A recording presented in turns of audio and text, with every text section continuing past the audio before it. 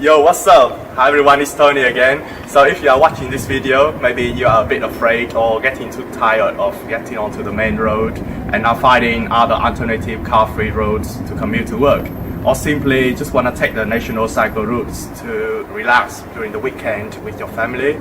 So whatever reason behind that, it's vital to understand the nature as well as the characteristic of these roads to stay safe and enjoy the ride. So let's go and explore them with me today.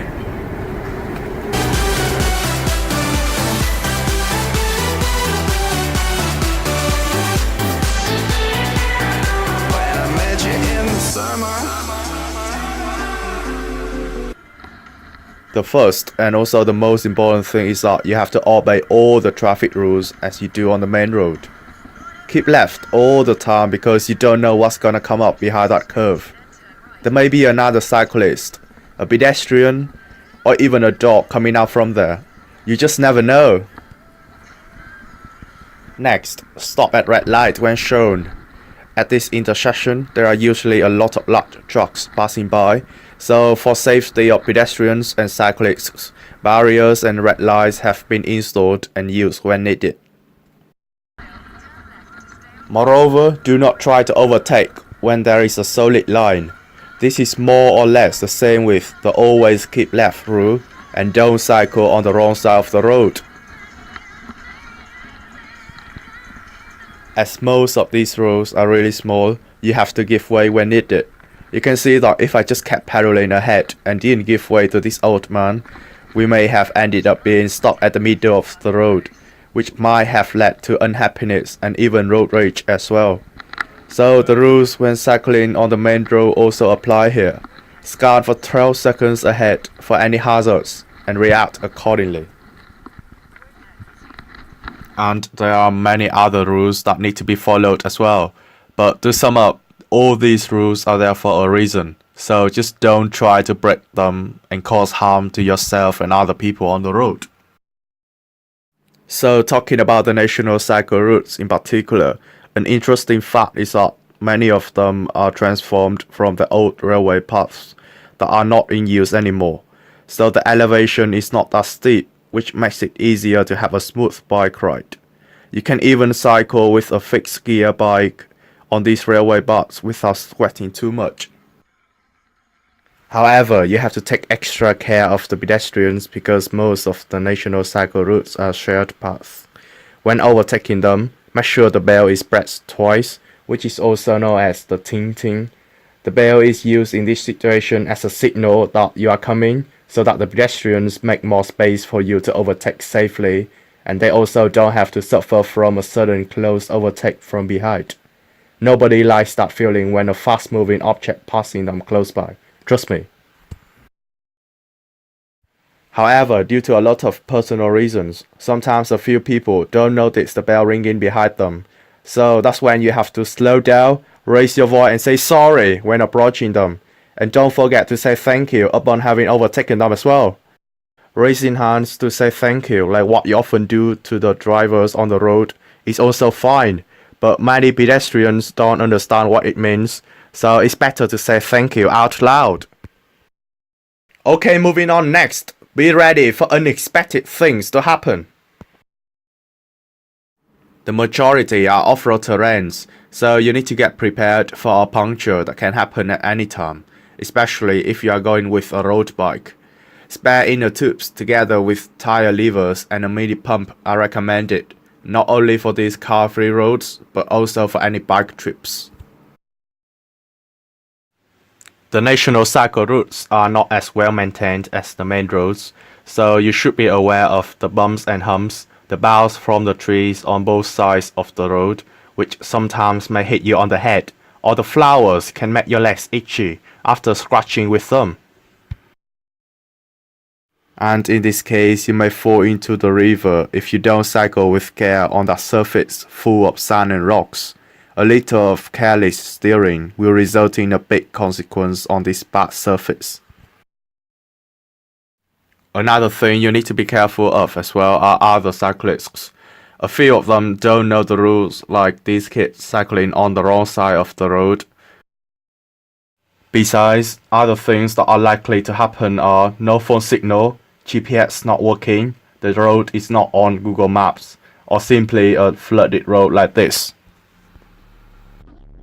So to sum up, unexpected things are more likely to happen on these car-free roads, so just be ready for it. Apart from the unexpected things, national cycle routes have their own typical characteristics that everyone must be aware of as well.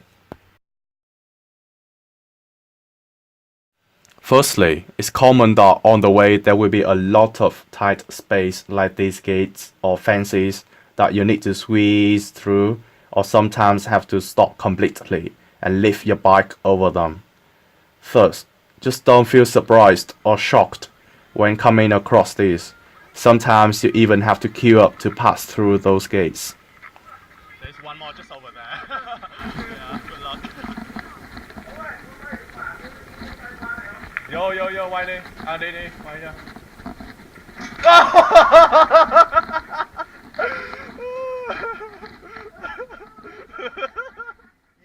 Moreover, there's low chance that you have to go through a tunnel on a national cycle route, but they do actually exist. And the same rule also applies here. Front and rear lights must be turned on and off accordingly when entering and exiting a tunnel. Also, you will be able to see people going fishing, camping, jogging, and many other activities going on here. In addition, the beautiful white nature with scenic views are what attract me to explore these national cycle routes as well.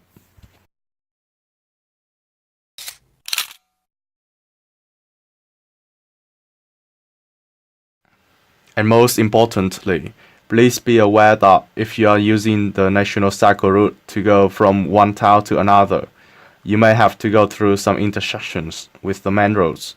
In these cases, most of the times you have to give way. So just slow down, have a look carefully on both sides, and advance when it's safe to do so. So the national cycle routes are really helpful for commuters of medium to long distance among the towns. However, if you are commuting short distance inside a town and want to take a car-free road to be less stressful, bike lanes are the best options here. They are usually combined with buses, taxis, and motorcycles as well, but of course, most of the time it's still more relaxing than cycling with the high-speed cars during rush hours.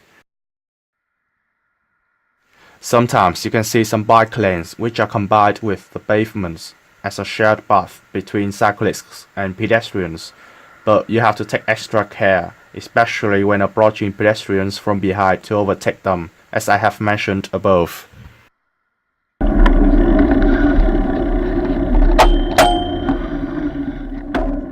Please do remember that in the UK it's illegal to cycle on the pavement unless it's a bike lane. So just don't take the risk of cycling on the pavement if you are not 100% sure that it's a bike lane. An important thing to remember is that the bike lanes are there to make you feel more comfortable when commuting, but you are not obliged to use them.